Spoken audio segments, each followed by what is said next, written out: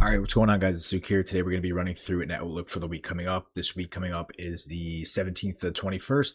So I'm going to show you guys what I have marked out on my higher time frame charts, just some basic ideas that I'm looking at. And then we're going to go through the news day by day. So if you guys didn't know, Alpha Futures is still 40% off, I think, for the entire month of August. So code LukeX if you guys want any accounts. I just picked up some zeros as well. So I just passed those at the end of this past week. So going to be trading those probably coming up as well, along with the ones that I already have. So yeah, looking forward to that. If you guys want any accounts, code LukeX, and same with Funded Next, best discount available and top one. So go check that out. All links are in the pinned comment. So let's get into this. And we'll start basically from the higher time frame and work our way down. So obviously on the weekly, we did get a strong bullish close. We ended up closing above these bodies right here. So as you can see on the higher time frame, we are extremely bullish. What did we do?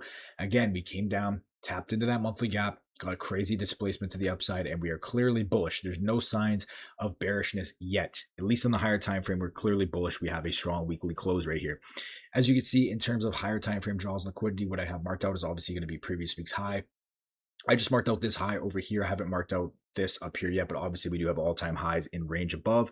And then I marked out previous week's low because it is the start of a weekly fair value gap. So that is going to be something to keep an eye on, if we do get a move lower before we go higher.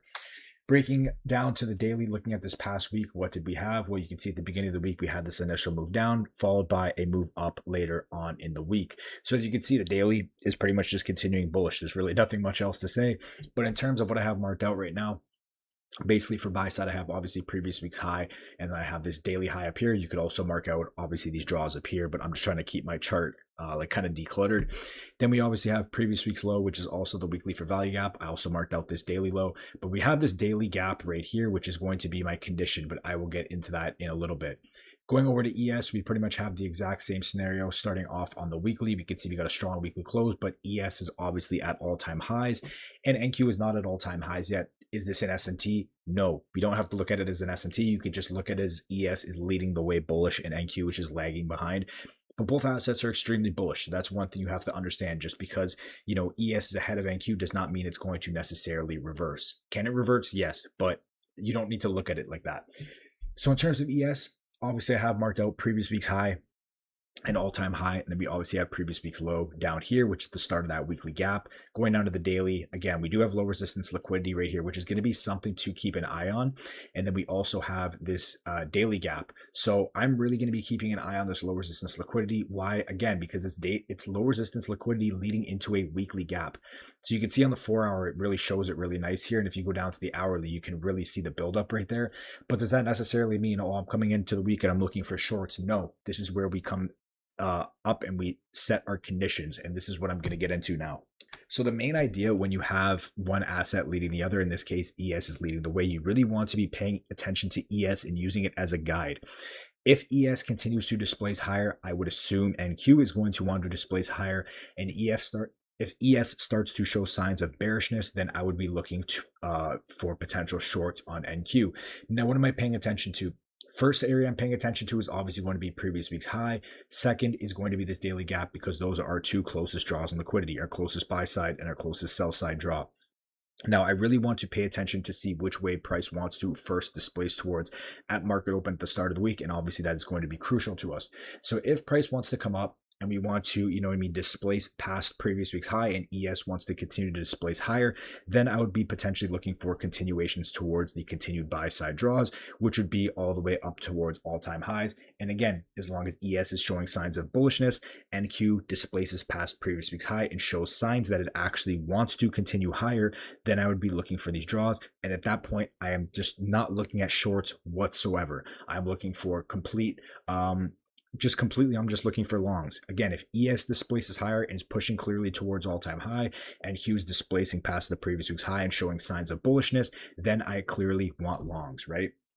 Now, if we initially do get this move down into the daily gap, we come down, we show respect, we get our confirmation, boom, we would be looking for longs. And then the same idea, if we continue to displace past previous week's high, then we look for continuations higher. Now, that's our bullish scenario.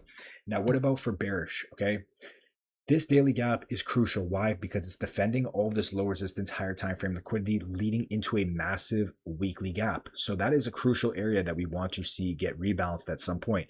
Does it have to happen right away? No, it can happen whenever, but this is just going to be something to really keep an eye on and just something to have for sure marked out on your higher time frame charts. So the way we can pay attention to this is obviously with this daily gap. If price comes down, disrespects this daily gap, we start to trade below it, ES starts to displace below that bearish gap as well. Again, we want to have correlation with NQ and ES. If NQ and ES are both displacing through this daily gap and we're getting signs of bearishness, then I would be potentially looking for continuation shorts into this weekly gap. And then from there, again, that could be the area that sends price back higher, just like this. Or it could be the area that, you know what I mean, we come down and we just begin trading lower again, which I doubt. I don't think we would go. I think we want to make that move back to all-time high at this point. But again, those are going to be our bearish scenarios. So again, in terms of bullishness, if price comes down, respects this daily gap, and ES continues to show signs that it wants to go higher, then obviously I look for longs. If we trade above previous week's high and we continue to displace higher and ES continues to displace higher, then I'm going to be continuing to look for longs, potentially back up towards all-time high. Again, bearishness. If maybe we get a manipulation higher first, or we just disrespect this daily gap because this is our condition for price to go higher. If we disrespect it and we continue to respect bearish PD rays and disrespect bullish, then I'm going to be looking for continuation longs in towards this weekly gap. And then this can be, again, the area that potentially sends price higher. So all we're doing is basically watching ES is step one, paying attention to what ES is doing, paying attention to the reaction off either previous week's high or paying attention to the reaction off this daily gap. Respected, we show signs we want to go higher, we look for higher. Disrespected, we show signs and continuations we want to go lower, then we're looking for that weekly gap. So that's it in terms of higher time frame analysis. I am bullish bias, but I'm using my conditions in order to take advantage of both sides of the market. So this is what I got marked out on my charts. I'll show you guys ES again. Pretty much like, you know what I mean, the exact same thing. So we will see what happens. Again, I would love to see a rebalance before going higher.